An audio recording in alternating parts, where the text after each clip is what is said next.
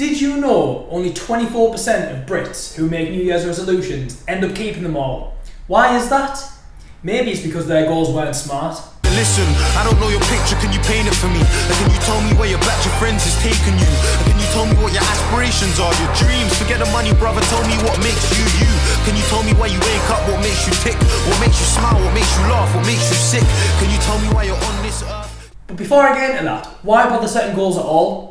Well, first and foremost, how do you know if you're successful if you don't set goals? You could just be kind of plodding along, thinking that you're successful without really ever improving. Clients that I've worked with have also said that setting goals can be a great motivational tool and helps them stick to plan. A recent study out of Harvard Business School found that 83% of people don't have goals, 14% of people have a goal in their mind, and 3% of people have their goal written down and clearly defined. The difference between these people is quite staggering. They found that those who have a goal in mind are 10 times more likely to be successful than those who have no goals at all. They also found that you're 3 times more likely to be successful if you have a goal written down and clearly defined compared to those who have a goal in mind. Overall, that means if you have your goal written down and clearly defined, you are 30 times more likely to be successful than those with no goal at all. So I think it's fair to say, if we want to have purpose and we want to achieve, which I think all of us do, it's part of human nature, then it's definitely wise to set goals. So how do you set goals? Well, usually when I work with clients, I ask them what their goal is, and they often reply something like, I want to lose weight, or I want to tone up.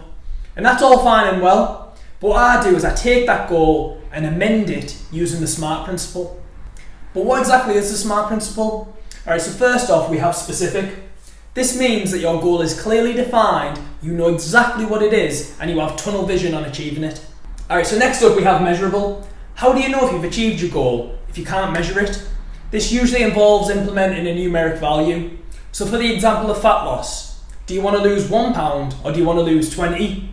It's important to clarify. Next up is potentially the most important one, action plan.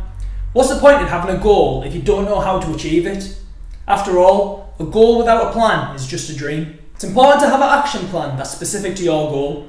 So many people just follow generic advice that they hear, even though it's not really contributing towards them achieving their goal. For example, if someone wants to build muscle and they get told that eating lots of fruit and vegetables is great because they're nutrient dense and they don't contain a lot of calories, that's great, but it's not going to help them achieve their goal. Generally, when building muscle, you want to be in a caloric surplus, which is difficult to achieve eating only fruit and vegetables. And if you're one of those people who have a goal like the most 3 commonly set by Brits, which all revolve around health and diet, luckily, this is where I can help create an action plan bespoke to your needs, preferences, and help you fit it around your schedule. Alright, so next up, it's important that your goal is realistic. This is going to allow you to stay on course and stay motivated. In the example of fat loss, if you set the goal of losing 2 stone in 2 weeks, it's not really achievable. You should probably start off with a smaller goal and then you can build up to losing 2 stone. Usually what I recommend is losing between 1 and 2 pounds a week. Alright, and last up we have time. It's important to set a deadline for your goals. If you don't set a deadline, you're more likely to have an eventually attitude. See, so many people delay their goals thinking I'll get round to it one day. Often is the case, one day never comes. So create a sense of urgency and take action now. And I know this year hasn't exactly been ideal, but that doesn't mean that you can't set goals and still achieve them. So usually I take that goal with the client and turn it from I want to lose weight into I want to lose fat of 8 pounds by 8 weeks time. So now we know how to set goals. How often should you be setting them? Well, I like to take inspiration from Will Smith on this one. Know that it's real. I lay a brick at a time for something I know I can build. I learn it from Will. I know ain't nothing gonna set us back. You take it from me, I get it back. Me and my homies forever strapped. We roll up on them like Men in Black. Me personally, I like to set goals at the beginning of every day, every week, every month, and every year, all building up to the wall that is my life ambition. The SMART principle isn't only exclusive to health and fitness too. It can also be used in other walks of life. For example, you could say, I want to make £1,000 using my new side hustle in the first month of trading.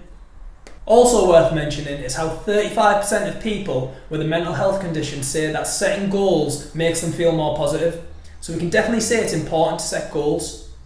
As always, if you have any questions, drop them in the comment section, and I'll see you in the next one.